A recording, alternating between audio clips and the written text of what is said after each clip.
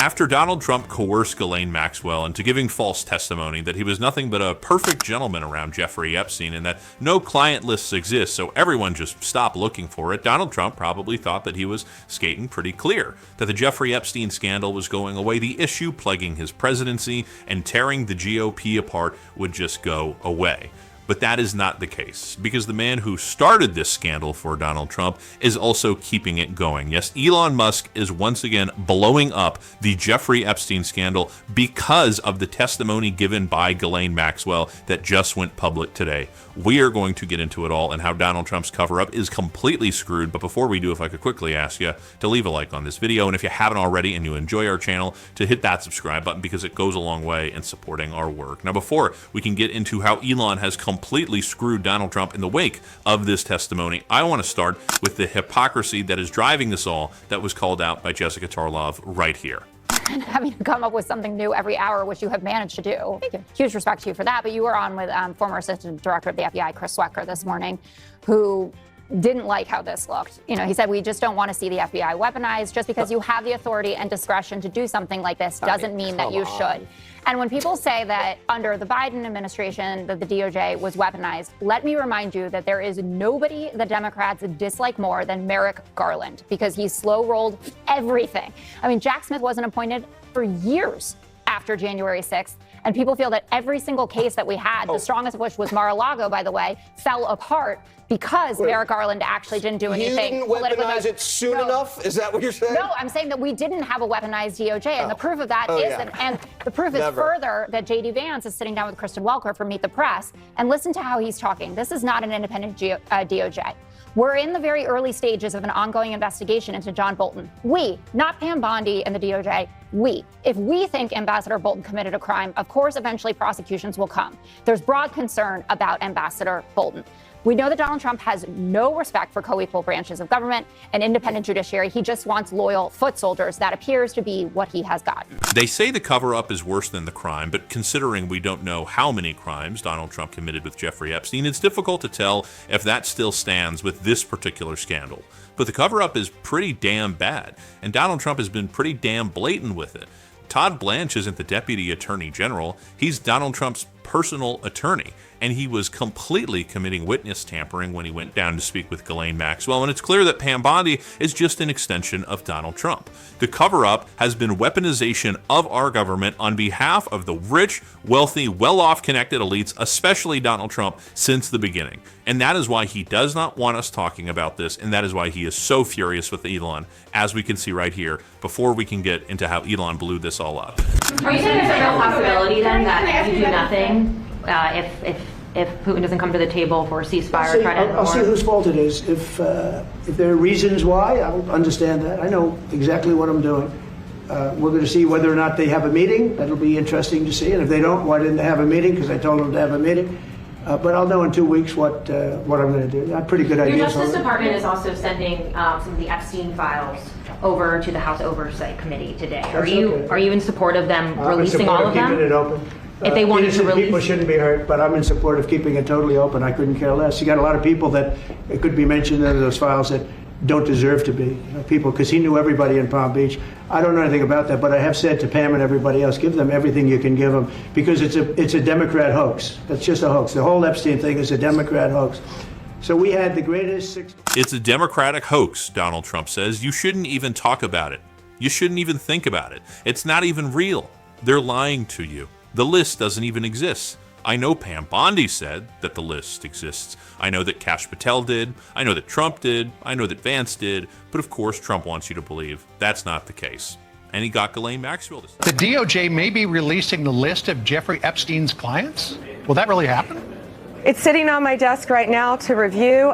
That's been a directive by President Trump. I'm reviewing that. I'm reviewing JFK files, MLK files. That's all in the process of being reviewed because that was done at the directive of the president from all of these agencies. So have you seen anything that you said, oh my gosh? That is what Donald Trump wanted out of all of this, to try to shut it down. For Maxwell to say, there is no list, stop paying attention. But that just doesn't seem right. And surprisingly, the person who made the best argument against the case Trump is trying to make is Elon Musk. Twitter account by the name of Disclosure TV wrote, just in U.S. DOJ and FBI joint Epstein memo, there was no credible evidence found that Epstein blackmailed prominent individuals as part of his actions. Musk wrote, so then what is Ghislaine Maxwell in prison for? Stuff like this does not improve people's faith in government. Elon Musk also posted this meme, writing, we will release the Epstein list. We need more time. The Epstein list is on my desk. There is no Epstein list. I hate to give him credit, so I'm not going to, but I will just say, Elon is making this central point that completely screws over Donald Trump's cover-up with Ghislaine Maxwell. If Donald Trump needs Ghislaine Maxwell to give him testimony that he was not doing anything nefarious with Jeffrey Epstein, and she can do that because she was so close to Epstein, but her closeness to Epstein was because of the criminal involvement she had in that enterprise, there must be a larger operation going on. That's what she's in prison for. So you can't tell us that there are no further documents, there are no further connections. If you want, as a MAGA broken brain individual, to say that Donald Trump isn't a part of it, sure. But you can't deny the fact that more was going on there. And of course Donald Trump was a part of it. Of course he was. And so Elon is getting at the central issue that Donald Trump and Ghislaine Maxwell cannot cover up. That there is a list, that there are connections, that there were clients, and that they committed crimes. Or else, again, why is Ghislaine Maxwell in prison? And why is she talking to Todd Blanche? What does she have to gain besides a pardon for her crimes? It is Elon who made that clear, and Donald Trump has not resolved that. And do you know who had to look at that list? Elon Musk did. This is a guy who Pete Hegseth offered to look at Chinese war plans. Do you seriously not believe that Elon Musk didn't have access to the Epstein files, especially when they existed on a large server that is accessible through almost anyone in the FBI? And there were several sit-down meetings while Elon was still in good standing in the White House in which they discussed Trump being in them. Of course there's a list. Of course he's in the files. He just can't run from them. And Elon, of all people, is making it quite difficult to do so. This is a story that they just can't spin, and Lawrence O'Donnell was pretty clear about that right here. That was the stunt of the day. That was today's attempt to distract from the Epstein files and how many times and in what ways Donald Trump's name appears in the Epstein files. Donald Trump's Attorney General promised to release the Epstein files before she went to the White House to tell Donald Trump how many times his name appears in the Epstein files and in what ways his name appears in the Epstein files. And then suddenly the Attorney General and the Trump FBI director changed their minds about releasing the Epstein files. Last night on this program, Congressman Robert Garcia made news by revealing that in the secret testimony Monday to the House Oversight Committee, former Trump Attorney General William Barr said it is fully within the power of the current Attorney General to release every word of the Epstein files. He indicated that the current Attorney General, Pam Bondi, has it within her power to release those files right now. And so we're once again saying she should release the entire files. And this idea that she's going to roll out some of it on Friday and then continue this kind of planned stage rollout is not acceptable. And today, a federal judge pointed to the Epstein files when the judge rejected the Trump Justice Department request to release the grand jury transcripts in the investigation of Jeffrey Epstein. The judge made it clear that the grand jury transcripts do not include any witnesses other than an FBI agent who summarized the information that they had obtained from witnesses and documents in their investigation of the case. That was enough to get an indictment of Jeffrey Epstein for his sex trafficking and raping children.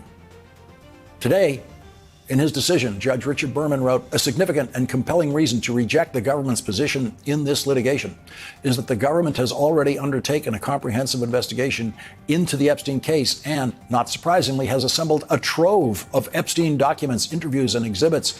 And the government committed that it would share its Epstein investigation materials with the public. The government's 100,000 pages of Epstein files and materials dwarf the 70-odd pages of Epstein grand jury materials. The government is the logical party to make comprehensive disclosure to the public of the Epstein files. By comparison, the grand jury motion appears to be a diversion from the breadth and scope of the Epstein files in the government's possession. And so there is a federal judge saying in writing today that the legal maneuver that Donald Trump personally announced on social media of asking for the release of the grand jury testimony was nothing but, in the judge's words, a diversion from the breadth and scope of the Epstein files. That's what we said it was on this program the night Donald Trump said that they should release the grand jury transcripts. We said that was just a Trump diversion. Tonight, a federal judge has found that Donald Trump and his attorney general were just playing their diversion game by asking for the grand jury transcripts. That is exactly how we labeled that request for the grand jury transcripts that very night when Donald Trump announced it. The judge wrote, in February 2025, the government, as noted, was prepared to release their Epstein files to the public. But then, on July 6, 2025, the government announced it would not make the files available to the public. The information contained in the Epstein grand jury transcripts pales in comparison to the Epstein investigation information and materials in the hands of the Department of Justice. The judge wrote about something that Donald Trump and the Attorney General obviously care nothing about, because the Justice Department made no effort to even consult with Jeffrey Epstein's victims before requesting the release of the grand jury transcripts. And it is required by law that they consult with those victims before asking to release the grand jury transcripts. And Donald Trump's Justice Department did not do that. The judge wrote, there is another compelling reason not to unseal the Epstein grand jury materials at this time, namely possible threats to victims' safety and privacy. The court received a very compelling letter dated August 5th, 2025, from 3 leading victims' rights attorneys who have stated any disclosure of grand jury material, especially material that could expose or help identify victims in any way, directly affects the fairness, privacy, conferral, and protection guarantees. We cannot and will not let up on this story. I promise you I'm going to be talking about it every single day. And if you want to support that, as always, you can hit that subscribe button, leave a like on this video, and if you stuck around to the end, drop a blue heart in the comments. And until next time, I'll see you soon.